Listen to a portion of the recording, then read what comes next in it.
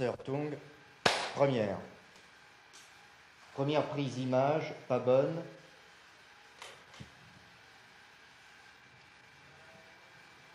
Monsieur le professeur, au cours de la nouvelle escalade, l'aviation américaine s'acharne particulièrement sur les hôpitaux. Un grand nombre ont été entièrement détruits, d'autres très gravement endommagés. Que signifient ces nouvelles destructions? Ces destructions, pour nous,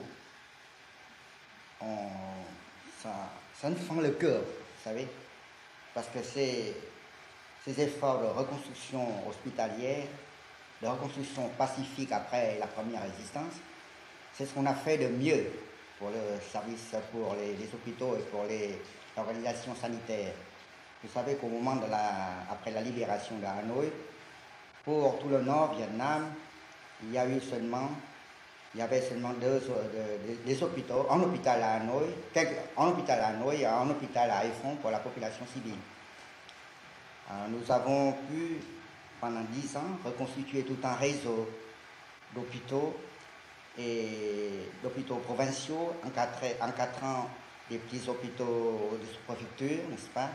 Et nous avons pu organiser un réseau véritablement magnifique dans tout le nord Vietnam, de la province de Vinh Linh jusqu'à la frontière de Chine. Nous avons pu ainsi, dans chaque province, il y avait un hôpital de 300 lits au moins, avec des hôpitaux allant jusqu'à des petits hôpitaux ruraux, jusqu'aux sous-préfectures, n'est-ce pas? Et c'est ainsi que pendant la première escalade par le gouvernement de Johnson, nous avons pu opérer, presque tous nous opérer sur place, sans aucun secours des équipes étrangères.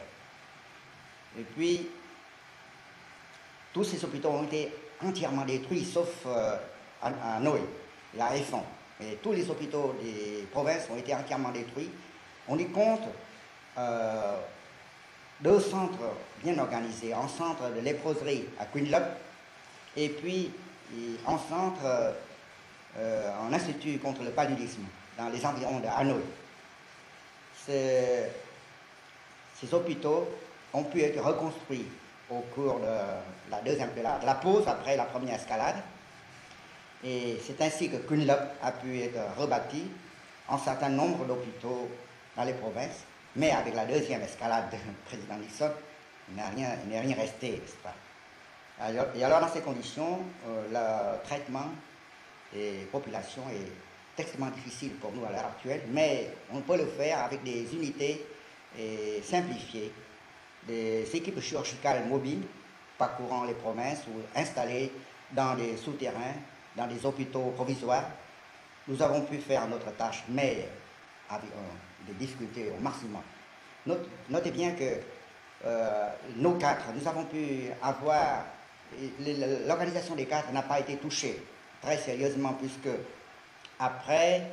au début de la deuxième escalade, au lieu de 1 médecin pour 200 000 habitants, nous avons maintenant un médecin, en y comptant les feldsher, les docteurs, pour 1000 habitants. C'était un effort vraiment magnifique.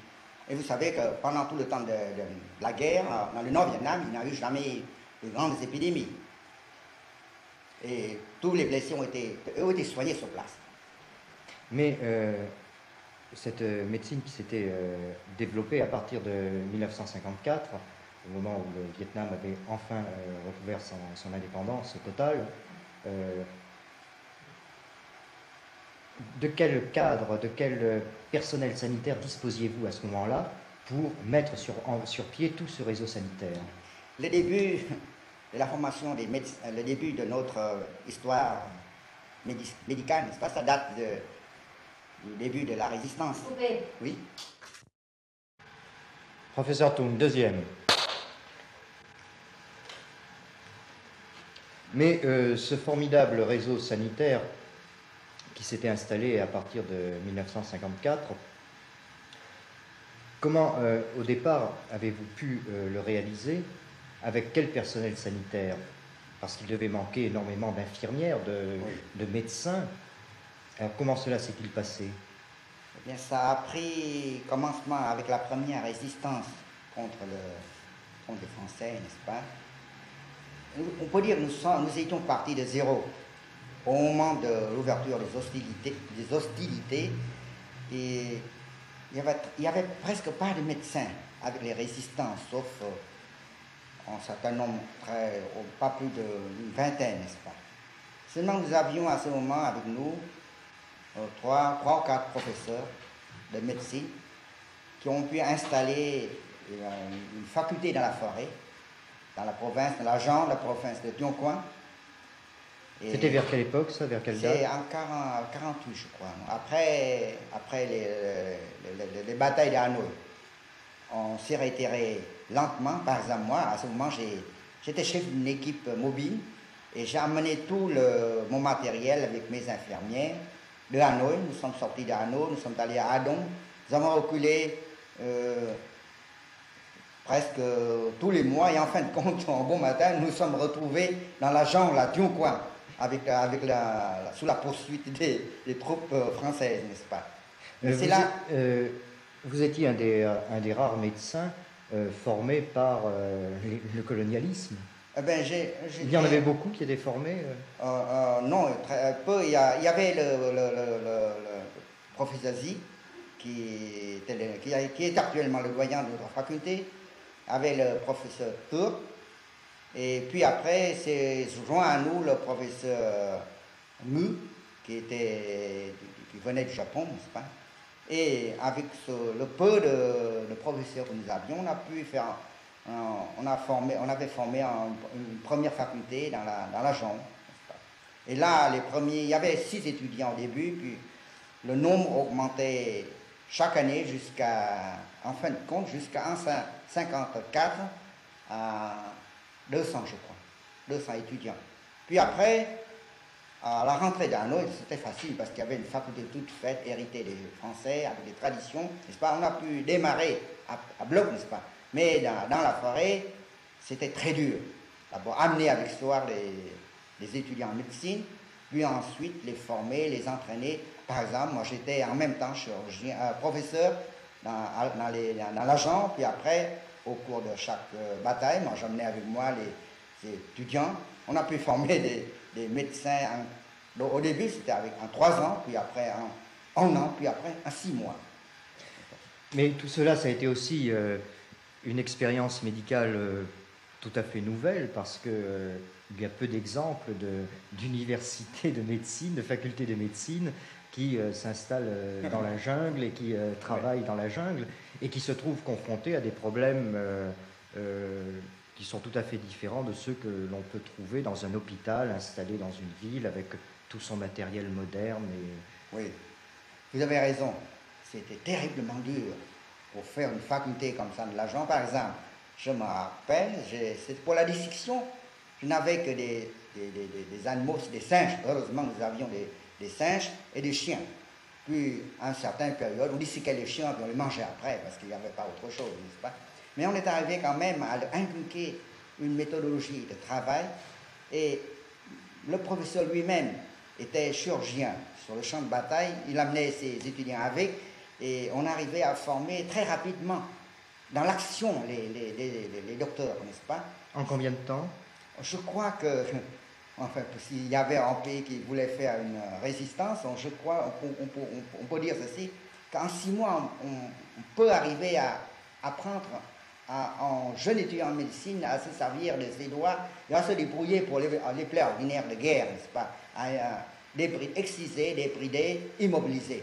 Je crois que la chirurgie de guerre, heureusement, était assez facile, n'est-ce pas? Mais pour le problème civil, c'est tout autre.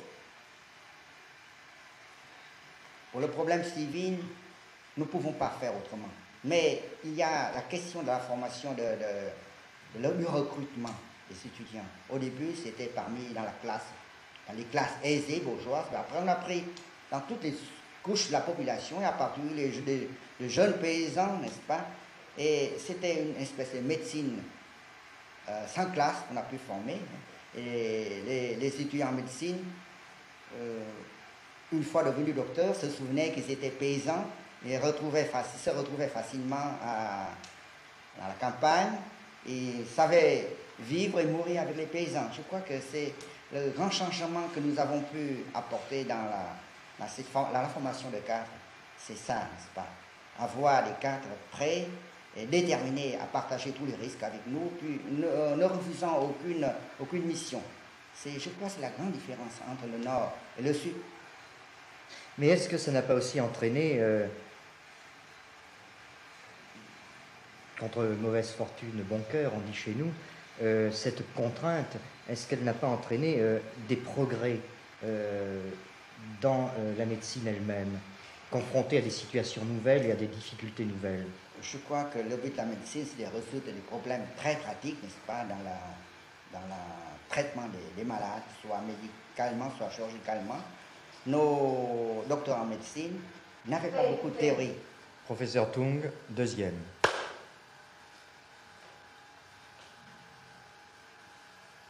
Mais toutes ces difficultés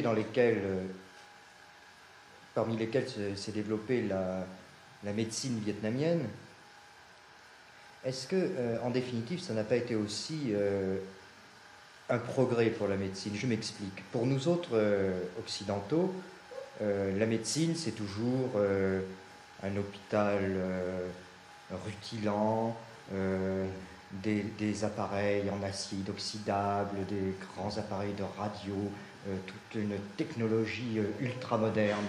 Et là, vous étiez démunis de tout. Alors, comment s'exercer la médecine? Bien, là, vous avez des idées des cinéastes, très bien. On a toujours l'impression que pour exercer la médecine, il faut des appareils rutilants, n'est-ce pas? Des laboratoires perfectionnés.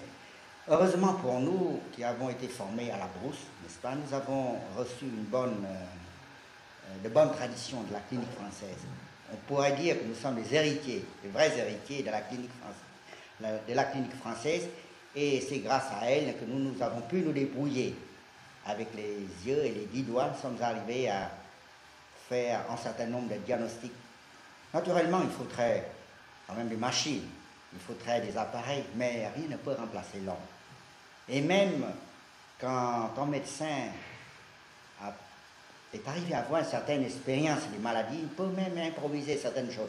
Je parle de mon cas particulier, par exemple, où je fais de la chirurgie, et en particulier la chirurgie du foie, n'est-ce pas? Et alors là, j'ai découvert une technique très simple pour l'hépatectomie, c'est-à-dire de me servir de mes 2 doigts. Avec les 2 doigts, on ouvre le foie, on clive le foie jusqu'aux pellicules, on fait l'hémostase, on opère rapidement, et ainsi nous avons pu faire en nombre impressionnant d'hépatectomies, et souvent dans un temps record, par plus de 10 minutes, n'est-ce pas? Et ensemble, vous voyez que là, le fait de n'avoir rien nous a servi. Nous sommes devenus des chirurgiens au vrai sens du mot, de ceux qui servent de leurs mains. Et là, pour le foie, je crois que j'ai fait de la bonne chirurgie avec mes 2 doigts, n'est-ce pas? Ça, c'est pour une expérience comme une autre, pour dire que dans certaines conditions, l'homme, quand même, c'est aussi indispensable, parfois plus indispensable que les machines. Seulement, ça ne veut pas dire qu'il ne faut pas de machine, par exemple, pour la chirurgie cardiaque. La chirurgie cardiaque avec circulation extracorporeale, n'est-ce pas? C'est obligé d'avoir des appareils quand même, n'est-ce pas? Et d'avoir des bonnes installations laboratoires. Mais dire que pour faire une bonne médecine, il faut de bons laboratoires, de bons instruments, ce n'est pas toujours vrai. Un homme qui arrive à posséder un certain sens clinique, une certaine expérience, lorsque les conditions l'obligent, à n'avoir presque aucune condition de travail, il arrive quand même à traiter, à soigner le malade. C'est ce que nous faisons durant cette 2e escalade, où avec le blocus, nous sommes réduits strictement à presque rien du tout. Et quand même, à ces conditions, nous avons pu faire de la bonne médecine et surtout de la bonne chirurgie. Je voudrais qu'on fasse un saut en arrière, d'une part, que vous nous évoquiez ces opérations dans la brousse, comment elles se faisaient? Ces opérations à la brousse, au début, je ne me croyais pas capable de faire. Parce que moi aussi, je me disais qu'il faut une bonne salle d'opération, bien protégée, n'est-ce pas? Mais là, je me suis aperçu d'une chose, que les salles d'opération ouvertes dans la jambe, là, n'étaient pas très infectantes. Et j'ai beaucoup moins d'infections dans ces hôpitaux provisoires qu'avec les hôpitaux modernes dans les villes comme Hanoi, par exemple. Et je me rappelle, mes premières opérations au cours des combats de guérilla, C'était fait avec sur une table en bois, avec la bicyclette Peugeot, un petit pied pédale, et puis j'ai la lumière, j'opère. J'arrive à opérer presque toutes les opérations. J'ai même fait une gastrectomie, n'est-ce pas, en général, avant la bataille de Dien Bien Phu. Et c'est grâce peut-être à ça qu'il a pu gagner la bataille.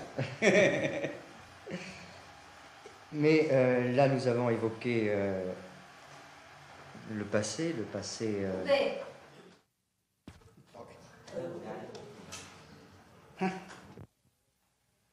Bon, ben allons-y.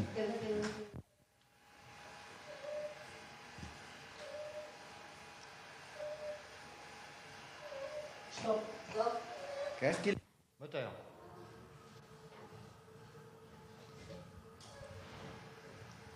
Cinquième.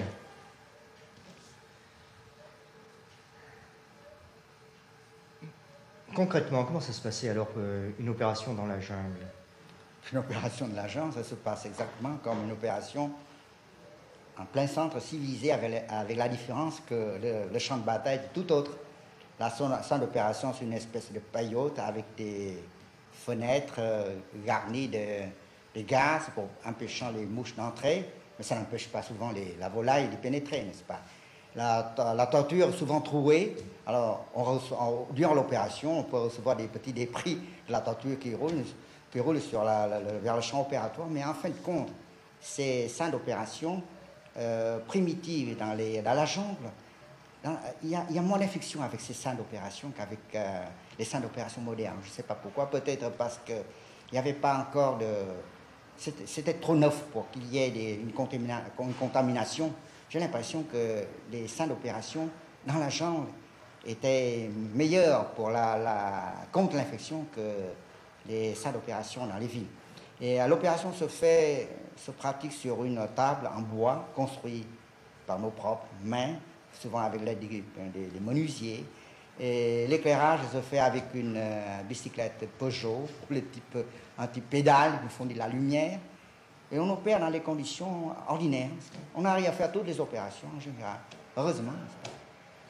Et quel genre d'opération Et surtout les plaies de guerre, les choses civiles aussi, les opérations gynécologiques. On a opéré des tumeurs globulaires qui dataient depuis des années, d'énormes tumeurs, n'est-ce pas?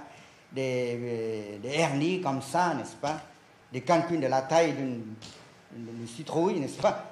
Et souvent aussi, on fait des opérations, on faisait des opérations plus difficiles, comme une gastrectomie, par exemple, n'est-ce pas? C'est ainsi qu'on est arrivé à enlever un estomac, en général, avant la bataille du Dien Phu. Ça n'a pas empêché de gagner la bataille. Là, nous avons parlé de la médecine du passé, et que nous espérons bien passer. Comment se posent les problèmes d'avenir de la médecine du Vietnam? Mais la médecine vietnamienne se veut être moderne et à la hauteur de sa tâche. Je crois que cette guerre nous a appris deux qualités, la patience et l'espoir, n'est-ce pas?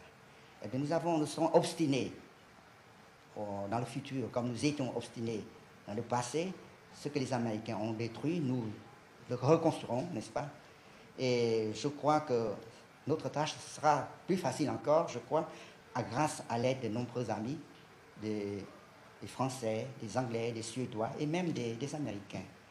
Je crois que dans l'avenir, avec toutes les leçons du passé, avec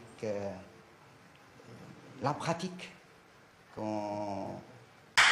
Oui.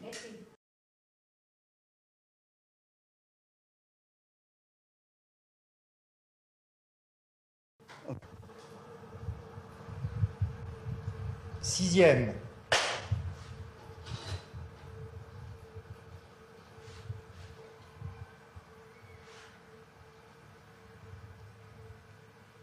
Je continue.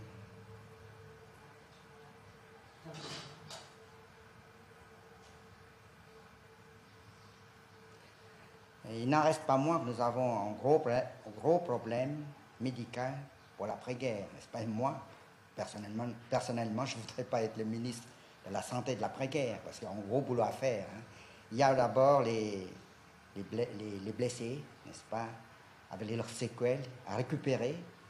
Il y a le travail contre le paludisme, parce qu'à cause de cette destruction extraordinaire, tout le problème du paludisme est à refaire, n'est-ce pas.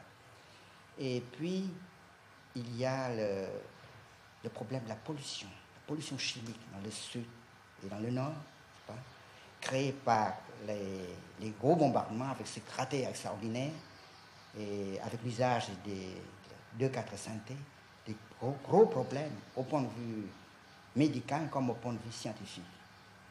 J'espère qu'avec la bonne volonté des amis, le Vietnam, le peuple vietnamien pourra reconstruire ce qui a été détruit et nous serons là pour aider le peuple vietnamien à ne plus garder ce mauvais souvenir des souffrances subies au cours de cette guerre. Mais les séquelles sont des séquelles d'ordre physique, quand il y a des amputations, des choses comme ça. Mais il y a les séquelles d'ordre spirituel, il y a les troubles psychiques, il y a des tas de choses. Il y a des tas de choses après cette guerre. Il n'y a pas que les séquelles physiques, n'est-ce pas? C'est-à-dire nous aurons un gros travail à faire, en plus de la reconstruction des hôpitaux. Il faut recycler nos cadres, refaire notre organisation, moderniser pour faire face à toutes les demandes futures. Et les conséquences de la guerre chimique C'est quelque chose d'effrayant, n'est-ce pas? Je crois que là, il y a tout un problème, parce que nous savons maintenant, nous avons la certitude que la dioxine qui se trouve dans le 4 synthé est un carcinogène des plus puissants que le benzoapyrène. Et moi, je l'incrimine dans cette poussée de cancer du foie qui a quintuplé ces dernières années dans le Nord Vietnam. Et sur le plan génétique, il peut y avoir des conséquences aussi? Le plan génétique, je ne peux pas le dire, parce qu'au fond, au point de vue génétique, je crois que les chromosomes pourraient après se réparer. Je crois. Mais ce qui est grave, c'est que ces retentissements de ces interactions chromosomiques sur la carcinogénèse, c'est ça que je crains, n'est-ce pas? Coupé. Nous opérions sur des tables en bois, n'est-ce pas? Mais que j'arrivais à articuler ça de telle manière que je pouvais faire des opérations difficiles, par exemple des opérations sur le petit bassin, des opérations sur l'estomac. Nous manquions surtout, par exemple, pour le matériel de suture. Alors le matériel de suture, nous prenions au parachute français, américain plutôt, parce qu'il y avait là en surplus de fil, il y a de quoi faire les sutures pendant 1 ou 2 ans, n'est-ce pas, hein?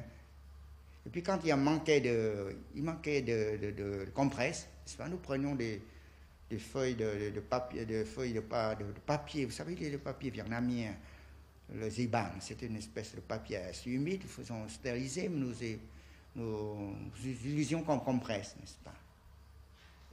Là, ce sont les difficultés matérielles que vous rencontriez, mais comment arriviez-vous à fournir des médecins et des chirurgiens? Comment arriver à les former? Parce que des études de médecins, c'est très long. Oui. Ça, c'est... Au début, nous les formions, nous voulions les former de façon académique, par des cours, n'est-ce pas? Mais après, on a vu que c'était pas très pratique, n'est-ce pas? Et alors, on les entraînait surtout pour la chirurgie.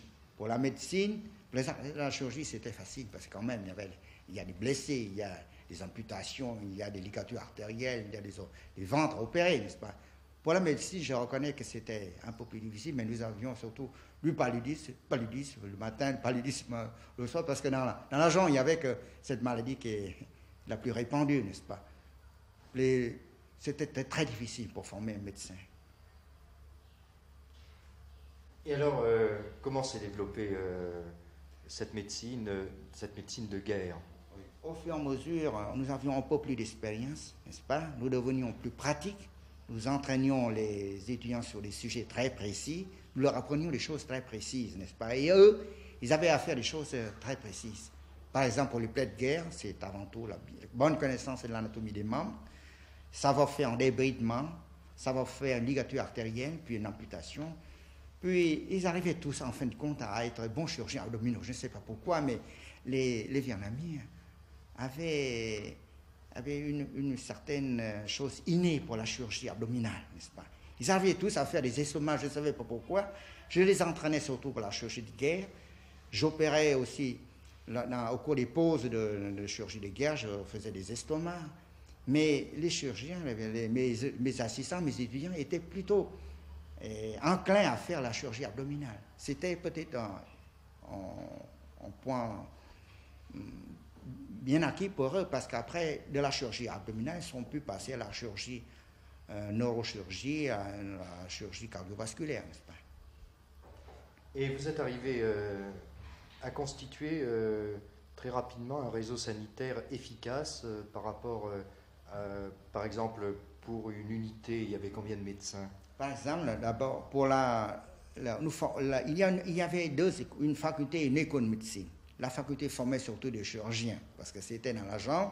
Mais il y avait dans la région, dans la 4e zone de guerre, une école de médecine qui formait aussi des médecins pour 3 ans. Et on arrivait, on axait le travail des étudiants sur la médecine préventive. Et on est arrivé à leur donner une bonne formation de médecine préventive contre les épidémies, n'est-ce pas? Puis après, on les mettait dans les circonscriptions, n'est-ce pas, de telle manière à avoir un réseau contre les épidémies. Et pour la chirurgie, on arrivait à avoir surtout des chirurgiens pour l'armée populaire. Puis c'est en dernier lieu qu'on est arrivé à avoir des chirurgiens pour la population civile. Il est vrai qu'en temps de guerre, la population civile avait surtout des plaies de guerre, et parfois, c'est très rare qu'il y avait une appendicite, par exemple. Dans la région, on ne sait pas pourquoi, mais nous voyons très peu de ces maladies qu'on voit dans les villes, par exemple.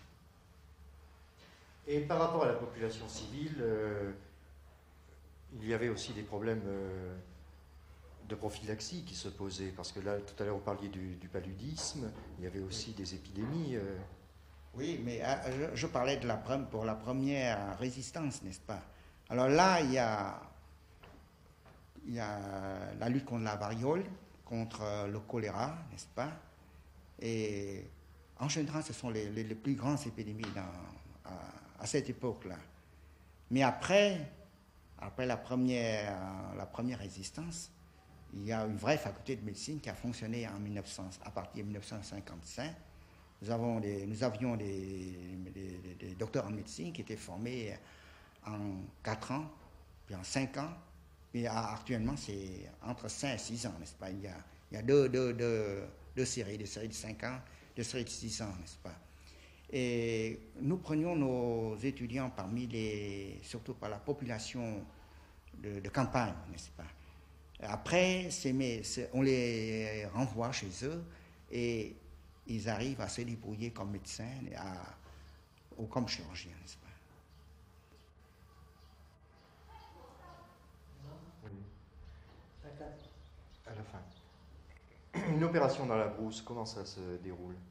Ça déroule, c'est assez classique, vous savez que tout le monde a raconté ça dans des tas de choses, dans des tas de l'histoire, n'est-ce pas? Mais en général, voilà comment nous faisons. Nous faisons la stérilisation avec parfois avec Poupinel, avec une étuve française qui avait résisté aux intempéries. Enfin, même seulement nous cuisons dans les marmites à la vapeur, n'est-ce pas? Et avec comme système d'éclairage, nous utilisons les lampes de bicyclette. La lampe de Peugeot était formidable, n'est-ce pas? Peugeot était une marque très célèbre parmi les premiers résistants. Ça supportait un poids extraordinaire pour le transport des choses, et surtout à cause des systèmes d'éclairage qui pouvaient jouer le rôle de sialytique. Nous faisons marcher à la pédale, et l'opération en général se déroulait avec 2 ou 3 lames de ce genre. On arrivait à se débrouiller pour une opération facile, par exemple une gastro-entérostomie, une plaie de guerre, n'est-ce pas, une hernie, n'est-ce pas. Évidemment, on ne peut pas faire avec une pareille installation, nous ne pouvons pas faire ces opérations modernes. Quand même, je suis arrivé à faire des gastrectomies dans la forêt avec ces installations rudimentaires, n'est-ce pas. Et même, je me souviens d'avoir pu opérer en général avant la bien faux. Je lui ai enlevé un estomac parce qu'il faisait une grosse hématémèse. Et après, c'était devenu en général très célèbre à la bataille des bien fous. Et pourtant, à la bataille de Dien Bien Phu, il n'a pas manqué d'estomac. Oh là, oui. Ah oui. Oui. Non, à la bataille de Dien Phu, c'était surtout les plaies crânio-encéphaliques surtout. Alors là, c'était un gros problème pour nous. Mais on imagine assez mal, parce que pour nous, chirurgie, on imagine un bloc opératoire aseptisé, des gens en blouse, des sas pour que les microbes n'entrent pas, etc. Oui, etc. Mais là, dans une paillote, comment ça se passe? Il doit y avoir des problèmes, les mouches, les moustiques, toutes ces choses-là. Voilà, chose bizarre. Hein. D'abord, pour l'installation, nous faisions toujours une espèce de tente avec des draps ou avec en parachute. On arrivait à avoir une salle d'opération très, très propre, n'est-ce pas? Et les ouvertures sont... Nous mettons de la gaz aux fenêtres qui empêchait l'entrée des mouches. On arrivait à opérer de façon convenable. Et chose intéressante, je n'ai jamais vu une infection bizarre.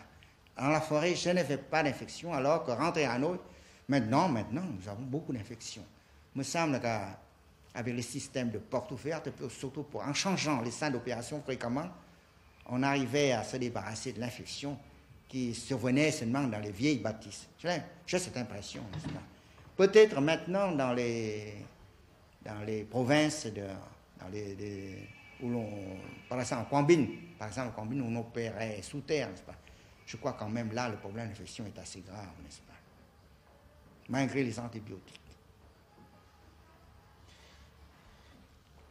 Et maintenant, par rapport à la guerre d'agression que mènent les Américains, avec un armement de plus en plus complexe et de plus en plus destructeur, je pense aux bombes à billes, aux bombes à fragmentation, je pense aussi à la guerre chimique.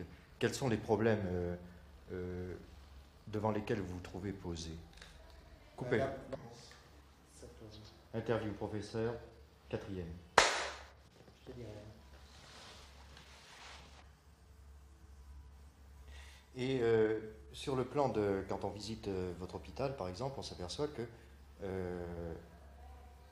à cette médecine et cette chirurgie qui était obligée d'employer des moyens très simples et adaptés à la situation, il y a en même temps aussi un effort de modernisme assez étonnant. Écoutez, voilà, hein, nous sommes obligés, dès que nous rentrions, les jours où nous rentrions à Hanau, nous sommes aperçus qu'il faut quand même moderniser nos services. Nous avons fait les efforts d'abord sur l'anesthésie, n'est-ce pas? Nous avons axé tout de suite vers l'anesthésie avec intubation, c'est-à-dire une anesthésie qui, je crois, se prête aux efforts de la chirurgie moderne.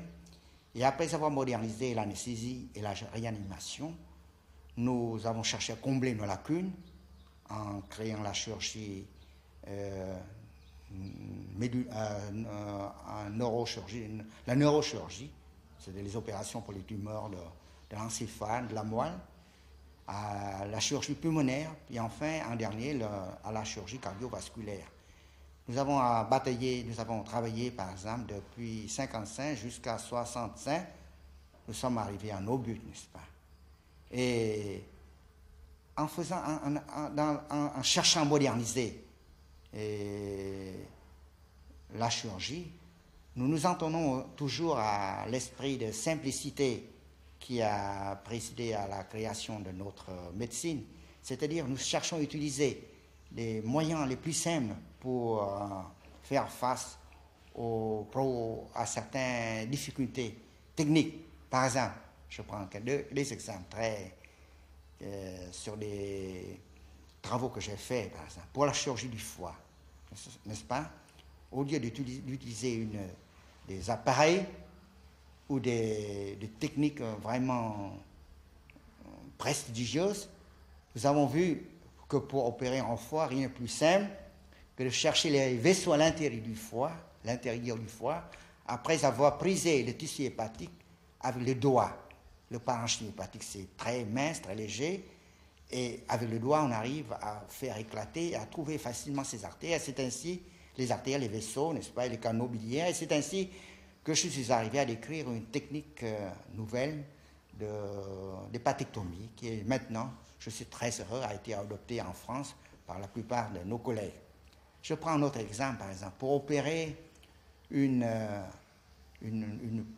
fistule entre l'artère carotide interne et un sinus qui se trouve profondément dans le crâne, qu'on appelle le sinus caverneux, qui se trouve profondément, n'est-ce pas, sous l'encéphale. La technique la plus moderne consiste à utiliser le cœur-poumon artificiel, à arrêter le cœur, à faire une trépanation, puis à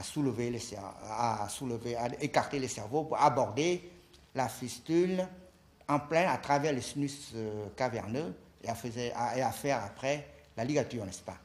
Au lieu de faire c'est une technique qui est bonne, mais très difficile, n'est-ce pas? Nous avons utilisé une technique très simple. Par exemple, nous ouvrons la carotide primitive, nous lançons dans la carotide interne en formant le muscle qui s'en va s'implanter sur la fistule parce qu'il y a une attirance formidable du fait du changement de pression. La voie artérielle, le sang a une tendance à pénétrer, à entrer de force dans la plaie, dans le trou veineux. Et de cette façon, le fragment musculaire est entraîné par le courant et le fragment musculaire vient s'implanter sur le trou et bouche le trou. De cette façon, nous avons eu des succès par une technique très, très simple, n'est-ce pas? Comme vous voyez, n'est-ce pas? De même, par exemple, pour la chirurgie du foie, lorsqu'on ne peut pas arrêter une hémorragie, lorsqu'on ne peut pas faire une hépatectomie, nous avons proposé une chose très simple, la ligature, l'artère hépatique. Ça a l'air d'une chose très simple, mais en réalité, c'est c'est révolutionnaire. Parce que classiquement, il dit qu'il est impossible de lier une artère hépatique sans léser le parenchyme hépatique. Nous avons trouvé que ces lésions sont au minimum parce que l'oxygénation du foie se fait en effet après grâce à la veine porte et qu'on peut supprimer l'apport artérien dans le foie sans grand danger pour le malade dans certaines conditions, par exemple dans les traumatismes, dans les immobilismes, c'est-à-dire les hémorragies du foie dans les voies biliaires ou dans les cancers du foie. C'est une méthode nouvelle qui nous a donné d'excellents résultats dans ces 3 maladies très graves. 6e. Vous venez parler du cancer du foie et ça nous ramène à la guerre et à ses terribles conséquences. La guerre chimique, je crois, joue un rôle très important dans les cancers du foie. Oui, vous avez raison, parce que à la conférence de Paris en 1970, nous avons apporté les preuves que l'utilisation des herbicides dans le Vietnam, dans le Sud-Vietnam, et en particulier l'utilisation de la dioxine qui se trouve mêlée comme substance étrangère au 2,4-synthé, il se produit des malformations congénitales, des altérations au point de vue chromosomique, des cassures chromosomiques. Et après, nous avons, par des travaux effectués dans le laboratoire, mon regretté ami Bouhoy, à l'Institut de Radium, on a trouvé que cette dioxine est carcinogénétique. Et maintenant, nous avons sur nos statistiques, nous avons trouvé une augmentation du cancer de l'hépatome du foie dans la proportion de 500% à partir de 61, c'est-à-dire à partir du moment de l'utilisation des herbicides dans le Sud-Vietnam. Vous voyez que c'est grâce aux travaux effectués au Vietnam, aux travaux effectués aux États-Unis et aux travaux combinés faits par les Vietnamiens à Paris même. Nous avons maintenant des preuves indiscutables que cette guerre chimique sera lourde en conséquences et que par la dioxine, il y aura des conséquences très graves au point de vue de cancérologie et probablement nous aurons un nombre formidable d'hépatomes, de cancers primitifs du foie. La preuve, c'est maintenant, par exemple, cette année, j'ai opéré un nombre maximal de cancers du foie. En l'espace d'une année, j'ai fait plus de 70 interventions pour cancer du foie. C'est trop, c'est un chiffre très grand, n'est-ce pas? Bien. Alors maintenant, on va aborder la conclusion. Oui. Alors, moteur. Oh.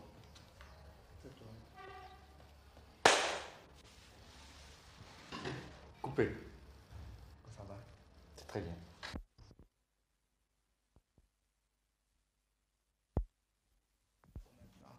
Après, on va prendre dans... Après, on va... Chemin de la Victoire, RDVN, bobine 81. Je vous montrerai la chose collection. la plus...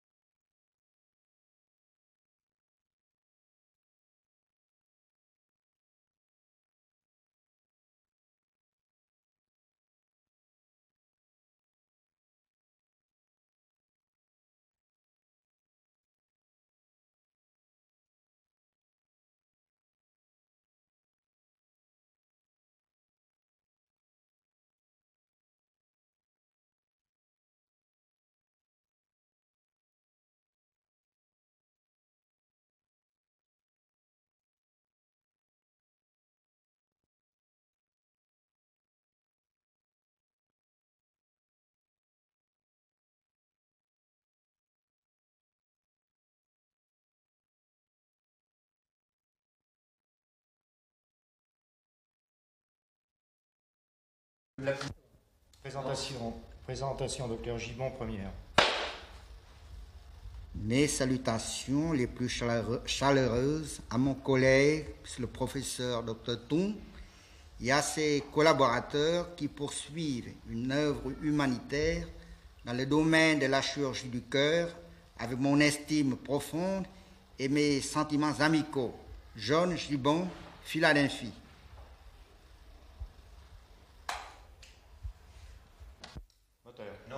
Présentation, docteur Gibon, deuxième. Mes salutations les plus chaleureuses à mon collègue, le professeur Dr Toum, et à ses collaborateurs qui poursuivent une œuvre humanitaire dans le domaine de la chirurgie du cœur, avec mon estime profonde et mes sentiments amicaux. John Gibon Jr., Philadelphia, USA.